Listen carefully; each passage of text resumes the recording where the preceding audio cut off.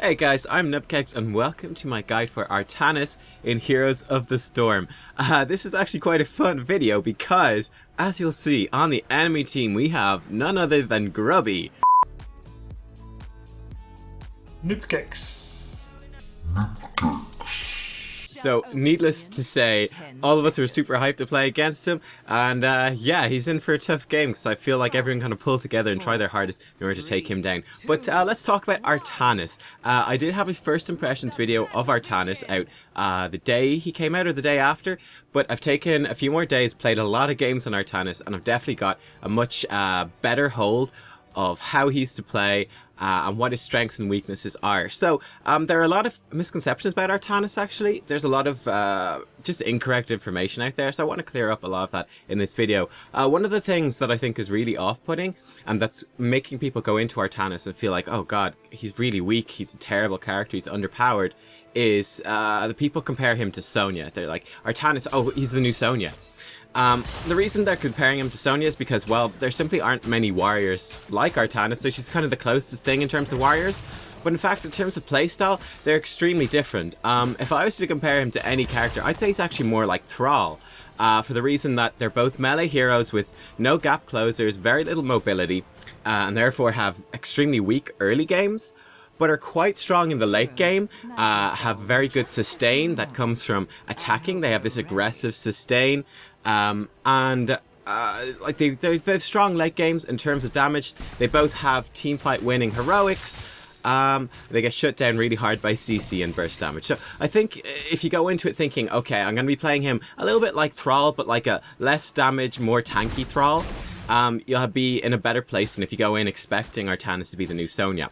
Let's talk a bit about his abilities. As you saw actually at the start of the game, I'll interrupt this a couple of times to mention some of the plays. I was staying back really safe there in the lane. I was just soaking the experience. There's no point whatsoever in me even going closer forward. I think I might have missed a few of the minions in terms of XP, but I was up against the Butcher and Kerrigan. And if Kerrigan caught me in a combo followed up by the Butcher stun, I probably would have died. So there's no point in me going in there. In terms of abilities, so Artanis' trait is really the key to how his whole kit works. So this has a 20-second cooldown, and when you're below 50% health, it will activate and grant you a shield. And now basic attacks reduce the cooldown of the shield by 4 seconds. So when you're below 50% and you're auto-attacking constantly, it keeps reducing the cooldown of your shield, so you get these shields up all the time. The problem, of course, is if you get stunned, you're obviously not auto-attacking, so you don't get the cooldown on the shield, and then you're quite vulnerable below 50% health, or polymorphed or anything like that. So do watch out for that. You're also very susceptible to being kited, because again, until level 16, you've got no real mobility. So you're just very much stuck running up to heroes and trying to auto-attack them. So say you're against a Jaina, someone who can slow you and run back while doing damage, you're very much in a tough position. I actually had a fun fight against Thrall, who took Earthquake, and again, he used Earthquake, and I'm kind of standing there going, help, I can't, someone come near me so I can auto-attack you, get my shields. If they just kill you from range, you're dead. His W is kind of his main ability, and this, you'll see me using it quite a bit here. It's only a 4-second cooldown, it's called Twin Blades, and this just fires off 2 basic attacks immediately. So the way you want to use this ideally is hit them with a basic attack, then immediately follow up with the Twin Blades. This gets the most damage output. It works the best with your combo. As you can see here, I was going back to pick up the Terror actually, and I saw our guys catch their Morales out of position. So I swapped with her and got the kill. That was my E ability. His Q and his E are quite clunky. They're quite odd to use. So I think this is another thing that contributes to people not liking Artanis at the start, is that it takes a bit of getting used to use these abilities properly. So his E is, as you see me charging down the bottom lane, his E is a Phase Prism. And what this does is you shoot out this projectile. It's a very slow, quite narrow and short range skill shot, so it's actually surprisingly difficult to hit, and if you hit an enemy hero it will swap positions with them. You can swap over their wall into their base and it will swap them out, so I'm not sure exactly why you'd want to do that. You cannot however swap them over your wall. They'll just stop at the wall on the outside, so bear that in mind.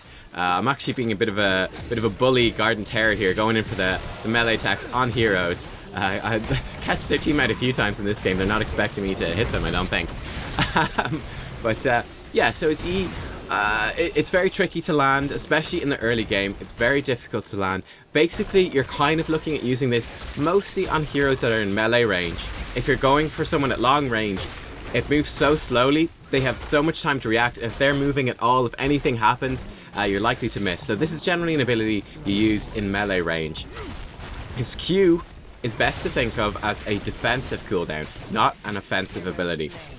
His Q is called Blade Dash, and this is kind of takes people by surprise. So you dash out, and then you dash back. It takes about a second to do each dash. So a second to dash out, a second to dash back. During this time, you don't attack, you don't use other abilities. The first dash does a little bit of damage. The second dash does a lot more. I think it does about 3 times as much damage as the first one. So I think the gameplay they're kind of intending here is that people dodge the second dash. So that does the most damage. Though it doesn't really do a whole ton, so people rarely do.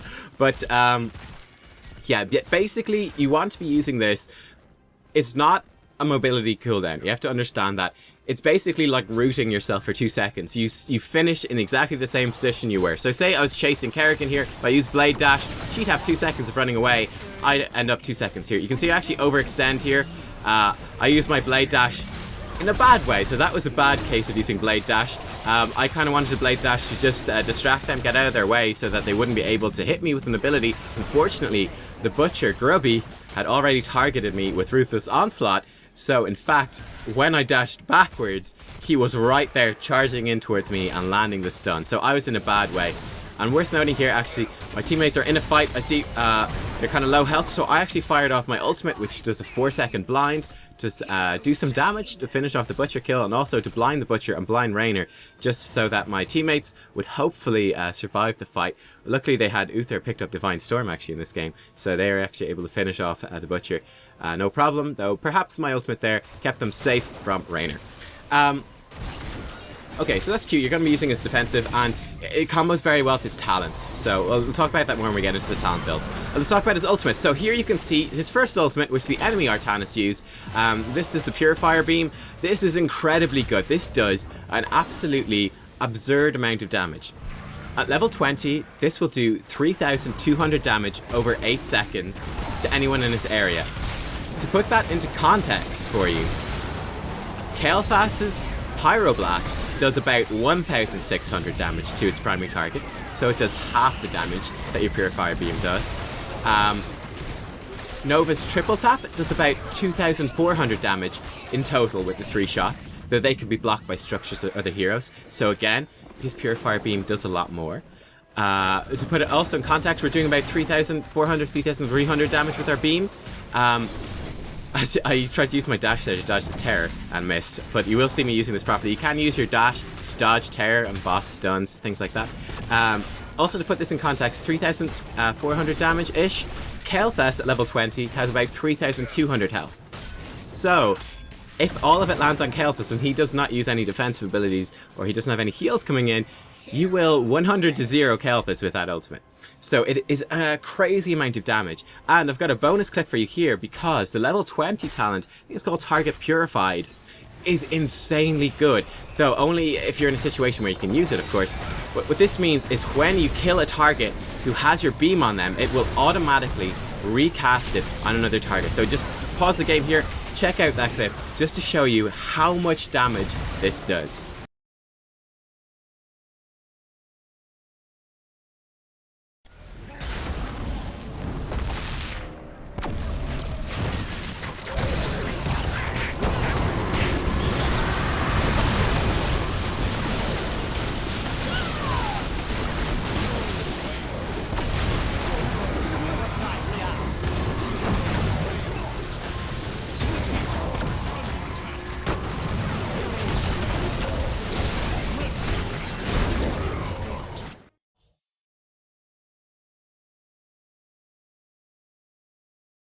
Alright, so welcome back. As you saw in that game, I went from kind of, middle of the pack hero damage to basically top hero damage, all because of that heroic ability and it recasting on everyone. So it worked extremely well when you've got like a pick comp or squishy enemy team or immobile enemy team, it would actually work quite well in this game because Raynor, Butcher, all of their characters are immobile, so it would have been a very solid choice here. The reason I went for the other ultimate, the Suppression Pulse, which is the AoE Blind, does basically no damage, it's just an AoE Blind, was because, you know, between Sylvanas, Jaina, Diablo and myself are both pretty good in terms of warrior damage on our own.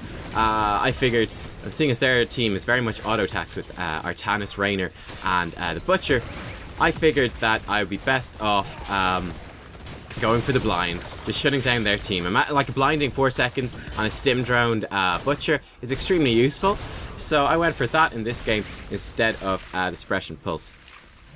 Again, Artanis is very much a hero. It's actually one of the things I find quite enjoyable about him is that it's very much a hero whose talent choices you shape to the game you're in. So primarily, like, are you going to be protecting against attack damage or ability damage? Do you need to go defensive or can you go offensive? What heroic do you need to pick? This is very much determined by your team comp and the enemy's team comp and how the game is going. So I quite enjoy that about him. Yeah, let's talk Suppression Pulse just very briefly. You'll see me using a lot here. And again, it's pretty good. It just prevents a whole ton of damage to your team. Again, you see me using this here. This basically goes, okay, Raynor, you can't attack. Terror, you're going to miss all your attacks. And sorry, Grubby, but most of your stim drone is now wasted because I hit you with that. That's 4 seconds of stim drone where you get no use out of it whatsoever. And you can see then we just wiped them out. We followed that up with the Diablo stun and just the whole team coming in. The Wailing Arrow, they were just we got a crazy wombo combo. So their team was just wiped out. There's nothing they could do there. Let's talk about Artanis' talents. Alright, let's talk about the talents. So again, very interesting in terms of talents. At level 1, again, this is where there are a lot of misconceptions as well. Reactive Parry or Seasoned Marksman, these are your two go-to talents. Seasoned Marksman is incredibly good because, again, you're auto-attacking so much, this will really add up to a lot towards the end of the game. Reactive Parry is block but worse, okay? People are saying, oh my god, this is block but better, right? No, it's block but worse. So, block gives you a charge at block, which reduces attack damage by 50%. You get a charge every 5 seconds. You don't have to do anything, stores them to 2 charges. Reactive Parry will give you a charge whenever you use Twin Blades, stores it to 2 charges. Twin Blades has a 4-second cooldown, so people are looking at this going, whoa, charge block every 4 seconds instead of every 5. Well, this is really good. No, it's actually not. In fact, it's actually worse. Reason being that, well, if anything happens that delays you from using your W, it doesn't happen. Some examples of this. So you get the charge of block as soon as you activate your W. So you press W, your Twin Blades prime, and you get the charge of block. Your Twin Blades do not go on cooldown until you fire them off. So you have the animation, and then it goes on cooldown. Now, if you get stunned, if you get blinded, if anything happens, if you're just not in range of anyone, if anything happens that prevents you from using those Twin Blades, you just lost a whole lot of time. You've got the animation slowing you down. You've got your reaction speed. You're not going to be pressing W instantly as soon as the ability comes off cooldown necessarily. And again, remember, you want to be firing W off after you land a basic attack. So again, that delays you slightly as well. So realistically, you see, I messed up my charge there and got stunned by the terror. Whoops. I'm kind of getting the hang of it in this game because it's different depending on what level 4 talent you take. But yeah, this like even in kind of ideal situations, you're not getting this off as much as block. And importantly as well, if you're say running from terror to terror, by the time we run up here, if I had just normal block, I would have 2 charges ready to go. But because I've got my Twin Blades, because I got Reactive Parry, I don't. Because I need to be firing off my Twin Blades to get it. So that means that you can see I'm dodging expertly here. It's not as good as block because you have to be hitting it, and even it requires the perfect ideal situation for it to be better. But in pretty much every other situation, it's not. You can see I'm actually going to dive real deep here in this game, in this fight, just trying to zone off their backline, just trying to take down the medic while my team deal with their front line. So it actually went quite well, though they had a lot of problems with the Butcher being a stim drone there, unfortunately. But it worked out pretty well. My team does clean up. They come in and finish off that fight. Whoa, Raynor absolutely exploded by Uther, of all people. So that worked out quite well. And you can see there's like 12 seconds left on our tear. We barely pick it up, which is quite lucky. Level 4, the level 4 talents are determined by your level 7 talent. So level 7, you want to pick up Psionic Synergy.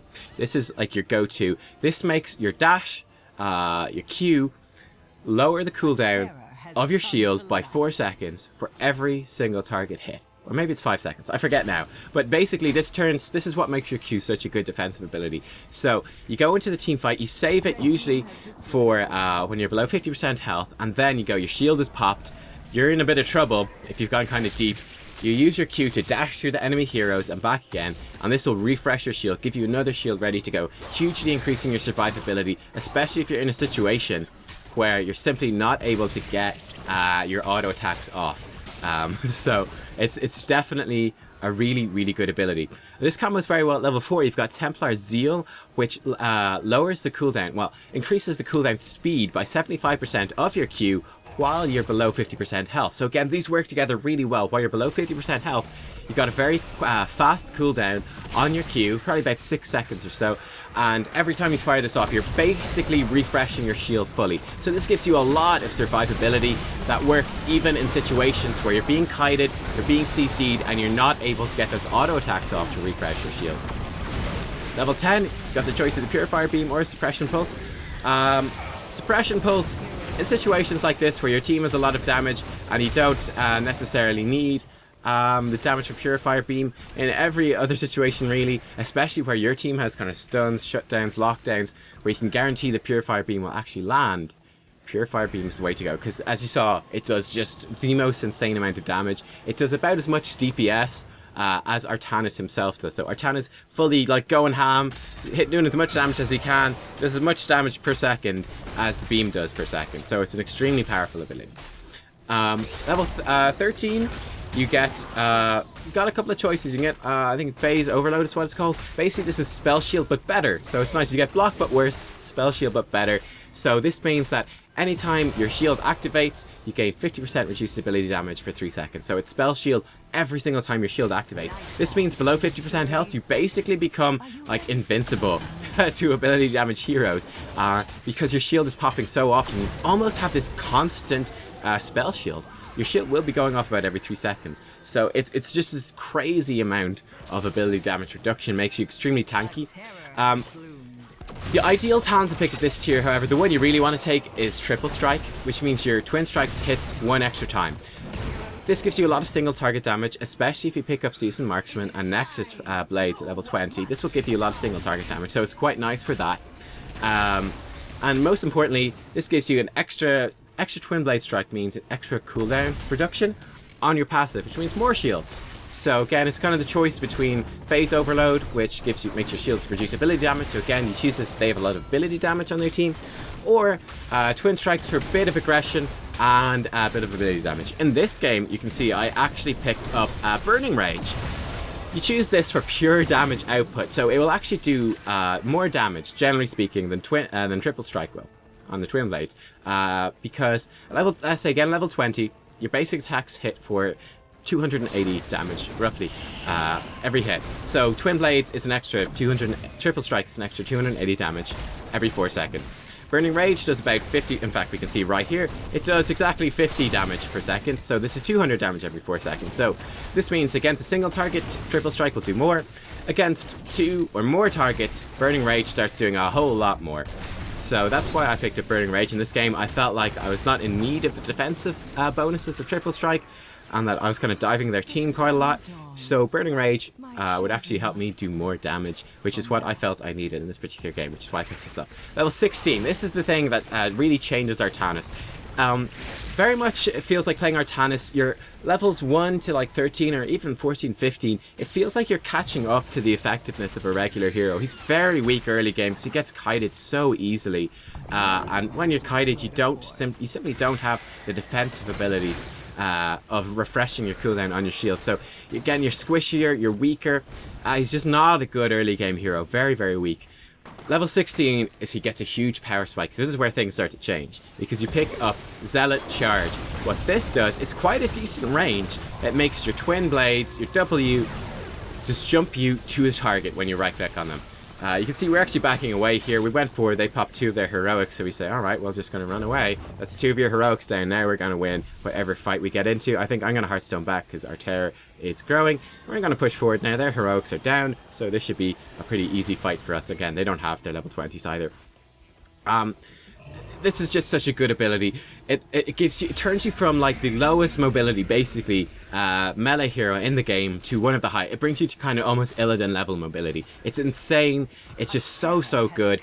The other abilities at level 16 do look really good. I know the other talents, but this, trust me, this one is just so much better. This is the thing that really changed Artanis for me. I was playing him at the start, again, kind of feeling like he's kind of like Sonya. People are saying he does a lot of damage, and I was really disappointed. I was like, oh, not really. But once I got this ability, I was like, okay, I feel I've got a whole lot more mobility. I can bully people so much better. It gives you the flexibility to jump into the back line, attack Morales. Okay, they're turning their focus on me. I can jump back to the front line, because that's only 4 seconds before you can jump again. It just lets you jump around the fight so much more. It's a complete game changer for Artanis. It's so good. It's so good. Level 20, again, a lot of choices here. You can pick up Force of Will, which increases his cooldown reduction on his basic attacks from 4 seconds to 6 seconds. You can pick this up if you didn't pick up Triple Strike. If you picked up Triple Strike, I feel like it's kind of unnecessary. But this is your defensive one. If you don't have Triple Strike, this may be your go-to. So again, you're kind of like, I want to tank up a lot of ability damage and kind of bully their backline. They've got like Kel'Thuz's Jaina. I want to bully their backline late game. So I'm going to pick up Force of Will with the Phase Prism. That's going to be my go-to. That's going to really help out. In fact, we're at the end of the game, so let's pause this here while I cover the last few things I want to say about Artanis. So that can be your go-to there. Nexus Blades is really good. I actually picked that up, I believe in this game, indeed I did. So Nexus Blades, again, this helps you stick to the targets even more. So again, very solid. This is the one I generally pick up if I pick up Suppression Pulse, because I don't feel like the level 20 Suppression Pulse is that good. What that does, it lets you cast it again, but only 10 seconds after you use the first one. You know, it's not bad. So you got 4 seconds of blind, 6 seconds of the remaining cooldown, then you can use it again. It's not bad by any means, but I generally feel like the fight has progressed a bit too much. I prefer to have the Nexus Blades getting me that extra damage, effectively 20% extra damage on Artanis, and kind of putting their heroes in a worse position. It kind of helps that bully potential that you have once you've got Zealot Charge. As you saw from that bonus clip earlier, the Target Purified, I think it's called, is just insane. The one that improves Purifier Beam. This can do an absurd amount of damage. People saying Artanis does insane damage is simply not true. However, if you do get off that Target Purified with the Purifier Beam, then it does become true. As you saw in that clip, I did, what was it, like something like 17,000 damage? 12,000? Something crazy in a very short amount of time. And again, just emphasizing how strong he is in late game and weak he is in the early game. So as you can see here, in terms of damage, this is pretty much what you'd expect. This is without the Purifier Beam.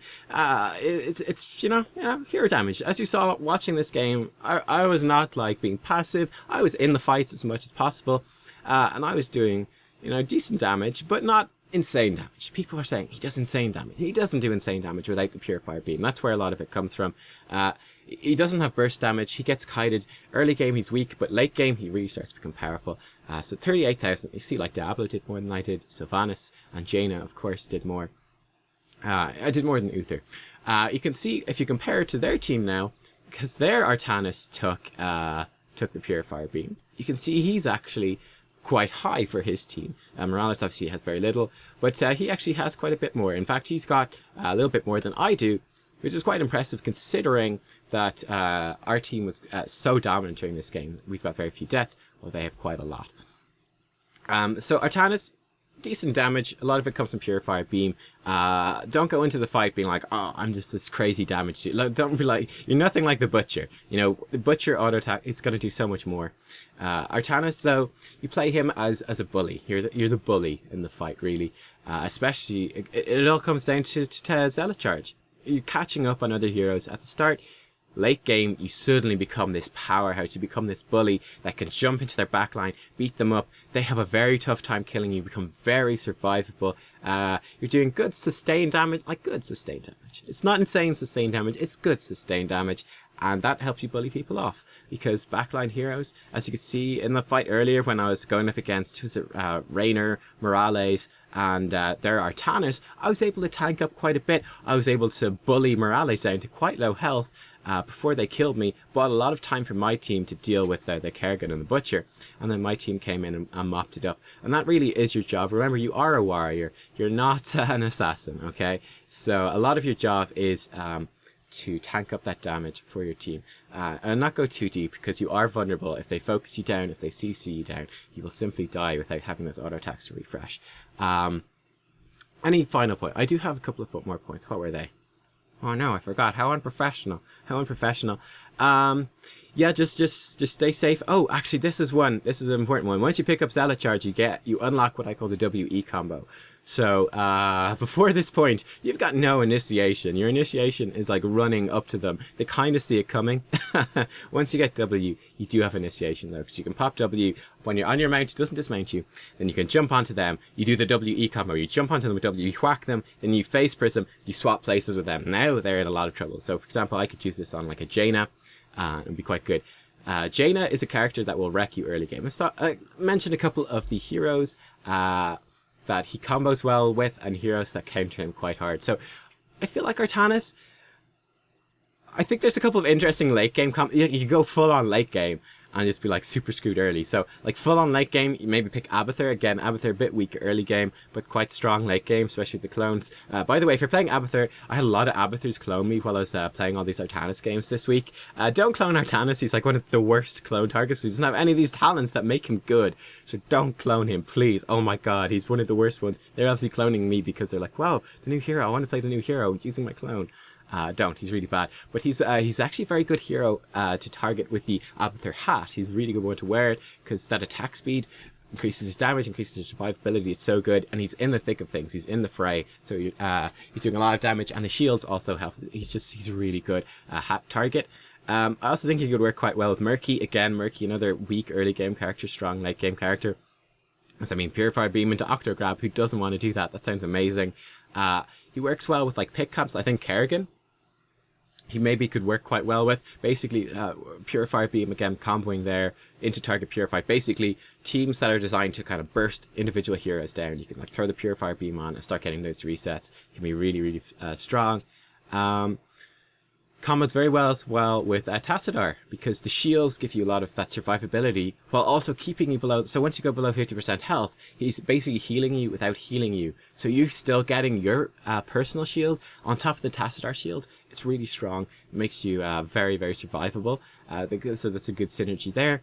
And that's they're kind of the main ones, I suppose, that he would work very well with. Again, any heroes that he's really good with heroes that have CC and focus fire. He's bad against heroes that do. He's very strong against Kael'thas, but very weak against Jaina.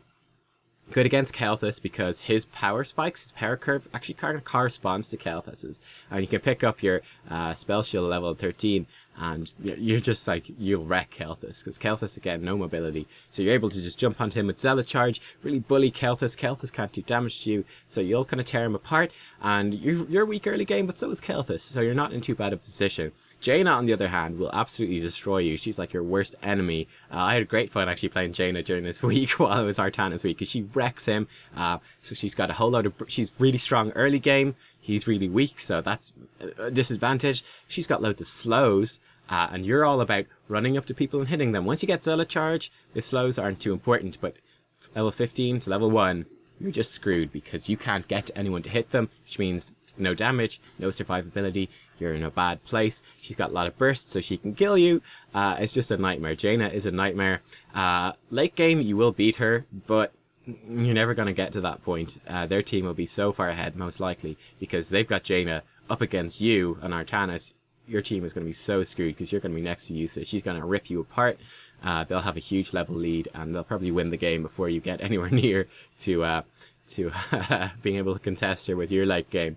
Yeah, I played about 5 Jaina games on day 1 of Artanis.